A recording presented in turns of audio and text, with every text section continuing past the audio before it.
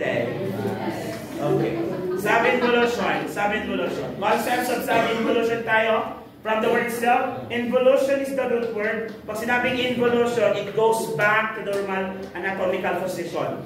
Okay? Dapat yung uterus mo, bumababa, after 24 hours, dapat nasa level na lang symphysis pubis yan. Okay? Then after a few weeks, dapat nandun na siya sa original position. Hindi na yung naka-osti pa yung chan mo. Right? Pag yan naka-osti pa, bilbil na yon. Okay? Pero ang sub-involution kasi, hindi siya bumalik sa original position. So, incomplete return of the uterus to its pre-pregnant size and shape. And at 4 to 6 weeks, postpartum visit, the uterus is still enlarged or soft. Dapat yan, hindi na. Okay? Dapat po yan na hindi mo na or non-palpable na po siya. Okay? 4 to 6 weeks na, palpable pa rin siya, postpartum visit. Ibig sabihin that yung uterus is mayroong sub-involution. Tendency nito, pag nagsasub-involution, soft siya, it's not contracting, continuous ang bleeding. Though it's not that heavy, but still a possible cause of bleeding condition postpartum. Okay? So that is your sub-involution. Actually, this is based on your module. Sakto-sakto lang ito. Okay? And can I continue? Now, the risk factors includes a small retained placenta can be a reason for your sub-involution, and yung tinatawag natin mild endometritis. What is endometritis? Inflammation of your endometrium. And alam nyo ba, ang endometritis is actually iatrogenic by nature. When you say iatrogenic, I-A-T-R-O-G-E-N-I-C. Iatrogenic. What does iatrogenic means? Ang nag-cause ng infection ay ikaw. So it's a complication due to a nursing or medical procedure. So basically, it's a product of negligence. Okay. Ano ba example ng mga product of negligence? Example, nagkaroon ng uterine rupture because of excessive oxytocin. Iatrogenic cause yun. UTI in the hospital, iatrogenic cause. Ito basic ito. Pagyan tayo sa PCAPC, di ba? Your pulmonary community acquired pneumonia. Tama ba? Okay? Yung community acquired pneumonia na yon, may pneumonia ka na bago ka pa ma-confine. Pero pag ang pneumonia mo nag-develop after 24 hours upon admission, that is considered as nosocomial infection. Yung tinatawag nating hospital-acquired infection. Meaning, ang taas ng boses pa, right?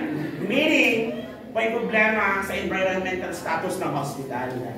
Baka madumi, baka hindi ventilated ang hospital. Kaya nagkaroon ng side effect, okay, sa mga pasyente. Pero ang number one cause ng nosocomial infection in the hospital is UTI. Due to what? Improper catheterization. Nag-demo kayo ng catheterization? Yes. Alam nyo na kung anong dominant at non-dominant head? Yes. Pero minsan pinag-mix up nyo, am I right? Kasi nalito ka rin sa checklist. Totoo. Next, okay? An accompanying problems such as uterine myoma. Myoma is basically bukol. Technique ito sa inyong cancer nursing, sa elaboration. Kung ano yung type ng cell, doon nakapangalan yung cancer. For example, if the type of cell originates or the cancer originates from a chorion, we will call it choriocarcinoma. So basically, your H-mole, remember H-mole, is actually a choriocarcinoma. Kapag ang cause is nag-originate sa nerve, we call it neuroma. Kapag nag-originate sa buto, osteosarcoma. So nakadugtong siya. Ito, myoma, because myometrium, the muscle of the uterus. Okay? That is interfering with the complete contraction of the uterus. And mild endometritis, very common yan. Okay? So what are the therapeutic management, sir? Therapeutic management is oral administration of methyl ergonovin, 0.2 mg 4 times a day to improve uterine tone and complete involution. We also need to palpate. So if the uterus is tender to palpate, suggesting endometritis, you have to give oral antibiotic. Lahat naman ng lumalabas, basta na kunit, na sugat, lagi may antibiotic yan. Hindi to treat the infection, but to prevent infection. Ang tawag natin doon, prophylactic. Okay? Next, teach mother to recognize the normal process of involution and local discharge before hospital discharge to identify sub-involution and seek early health care if it occurs. Lagi ko sinasabi ito, alam na natin kung ilan ang minimum prenatal visit. 8. Question, ilan naman ang minimum postpartum visit at kailan ang first? Importante din yan. Kasi ang concern natin doon to identify pregnancy delivery complications. So nasabi ko na sa inyo ito, ang ideal supposed to be within the first week, specifically on the 4th day. Kasi nga, you have to teach also the mother to identify yung color ng kanyang lochia. Nasa first 3 days, okay lang na bright red yan. But on the 4th day, dapat nagiging pinkish na yan to brownish until on the 8th day. Dapat on the 8th, 10th, or 10th day onwards, dapat yung lumalabas sa discharge sa'yo is hindi na po siya mapula. Lalong hindi na rin siya brown, lalong dapat hindi na mapula. Kasi bleeding should stop within 48 hours after delivery. Failure to stop the bleeding, it means that the mother develops PPH. What is PPH? R2 hemorrhage. Okay? So a chronic loss of blood form from sub-involution will result in infection. Take note ha, pag ikaw ay anemic, prone ka na rin for infection. Kaya tandaan nyo, di ba makikita natin, ang mga kaya nga pag anemic ang pasyente nyo, ano ang possible nursing diagnosis? Risk for infection as one of your potential. Okay, hindi yung puro acute pain.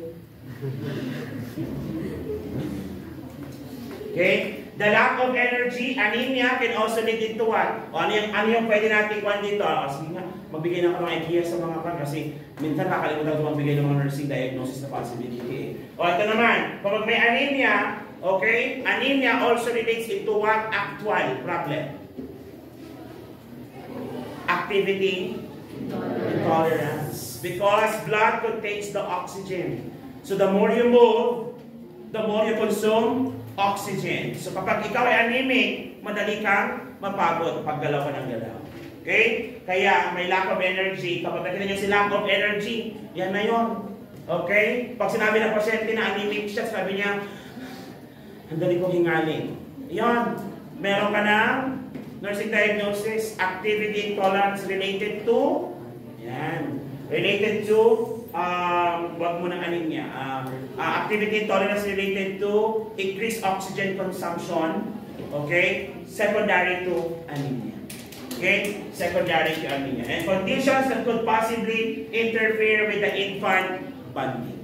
Okay, so that is your sub-involution. Again, sub-involution, hindi bumalik. Okay? Again, ang time frame natin is 4 to 6 weeks. Dapat within that time span. Kasi dapat after 24 hours, 24 to 48, yung inyong fundus ay nandun na sa symphysis pubis. Then after that, dapat is bababa na yan. Okay? On 4 to 6 weeks, dapat nandun na siya sa normal anatomical position. Okay? So that is your sub-involution. There any question? Clarification? Violent reaction? Wala. And we will end the discussion on that one.